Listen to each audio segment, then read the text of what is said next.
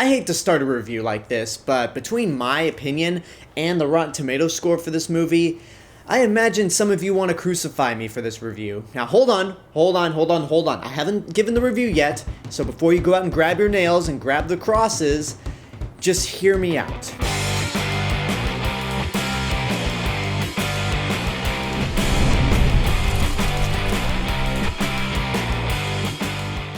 Hey everyone, it's Alexander, the real Mr. Robinson, and this is my review for A Beautiful Day in the Neighborhood. This movie right here is loosely inspired off of the Esquire article written by Tom Junod, Can You Say Hero? And this movie follows a jaded and cynical journalist played by Matthew Rhys, as he is hired to do a puff piece on Fred Rogers, aka Mr. Rogers, played here by Tom Hanks. And when you watch the trailers and the marketing for this movie, you think it's going to be the relationship between these two characters, or at the very least, you thought it was going to be the Mr. Rogers biopic.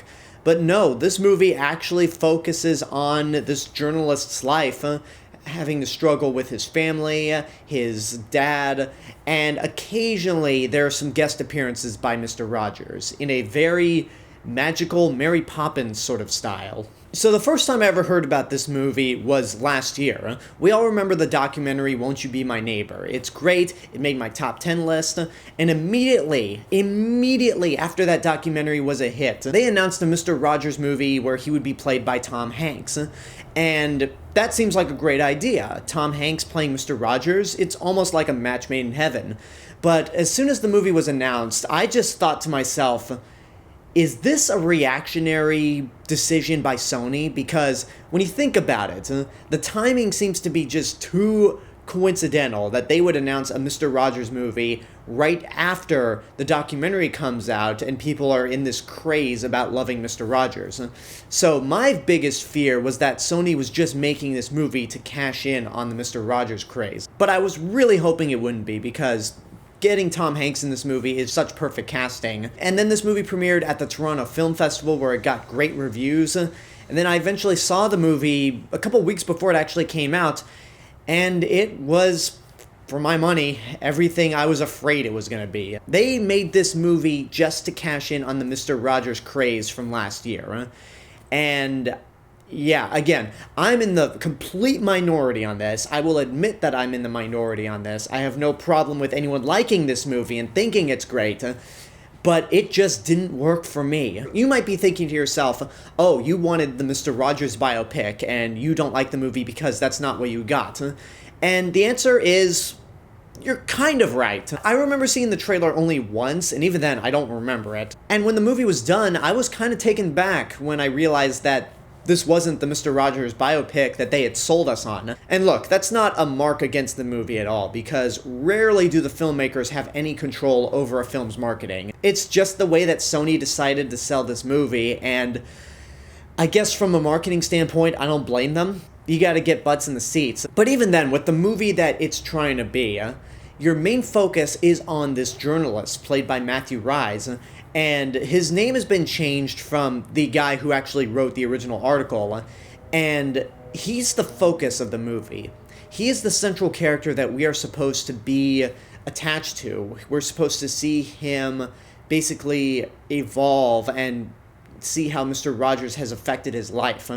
And I never got that impression whatsoever. When this movie starts and we're introduced to this guy, we already know right off the bat that he has trouble connecting with his wife and his newborn kid, and he has some serious daddy issues. And the whole time I'm watching this, not only is this character completely unlikable, but by the time we got to the end of the movie, I didn't think he changed at all. And he's the centerpiece of this entire movie, and if the centerpiece doesn't work in the slightest, then I'm just not sold on the movie. I'm actually not familiar with Matthew Rhys. He's on The Americans, which I've never seen, but apparently he's really good in that show. But with this movie, he just has one note throughout the entire film, to be jaded, to be unlikable, and it just got to a point where he was holding grudges that you gotta get over at a certain point. I won't say what those grudges are, but he holds them so much to the point where it's almost unrealistic. And that's ultimately the main reason why I didn't like this movie, because you have a completely unlikable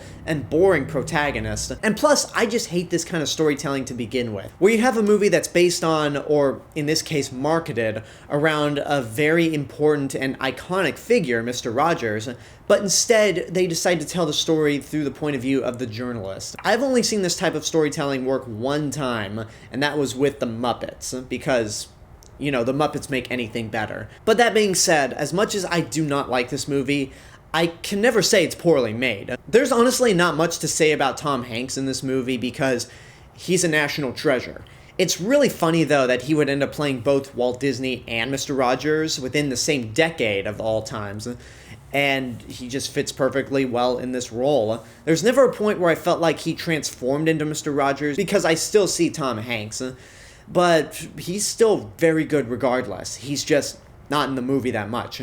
And then you also have Chris Cooper in the movie, and Chris Cooper is always good. And this is something that's probably not what the movie wanted me to feel, but because our main character is so unlikable, I honestly found myself sympathizing more with Chris Cooper's character than anyone else. There's just not a whole lot of depth into why the main character hates his dad so much, and even when the dad makes his case, it kind of is a shitty case in the sense that he might be a shitty person, but you kind of get it, because it kind of goes into the theme of grieving and how people have different methods of grieving over something tragic and just moving along, or trying to learn forgiveness. And this movie's biggest problem is that it goes back to the simple show don't tell thing. This movie has its characters tell you about their grievances and how to move on. And compare this to another movie that I saw not too long ago, Waves. I'll have a full review for it within the next couple weeks, but that movie does such a better job at the theme of grieving and learning to let go of hate, whereas this movie just kind of drops the ball. So at the end of the day, I can't say I hate this movie. I was more disappointed than anything. Up until now, Joker was my most disappointed movie of the year, but with that movie, I was just kind of skeptical about it to begin with. This one, I actually had some anticipation going into it, and I was probably more let down than I was with Joker, so yeah, this is going to be my biggest disappointment of the year. Again, if you like this movie, hey, more power to you. I can never argue that it's a bad movie. And I'm also well beyond the point of saying you're dumb for liking a movie, because, come on, that's immature. But for me personally, I just didn't like it. And I would say don't waste your money on this. It honestly feels more like a TV movie than anything. The only reason it has a theatrical release is because of Tom Hanks in the role. And admittedly, there are some clever things about this movie, like the way it starts. It seems like they're recreating an episode of Mr. Rogers, but with Tom Hanks instead of Fred Rogers. And also the movie uses a lot of miniature sets like you would see on the show as scene transitions, and that's pretty clever. But then the movie also has some very cheesy, on-the-nose, sappy moments, like the scene in the subway where everyone in that subway car is singing the Mr. Rogers theme song, and I'm like, that's a little too on the nose. Like, the intentions may be good, but come on. So yeah, disappointment for me, but I can't argue with people that actually do like this movie. And there you go, that's my review for A Beautiful Day in the Neighborhood. I hope you enjoyed it, assuming you don't want to crucify me anymore. But now I want to know what you guys think about the movie. If you've seen it, what did you think? Whatever the case may be, let me know in the comments below. And until next time, I hope you enjoyed this review. Don't forget to subscribe to the channel, give this video a like, leave a comment, support my Patreon page, follow me on social media, and until next time, this is the real Mr. Robinson telling you there's only one.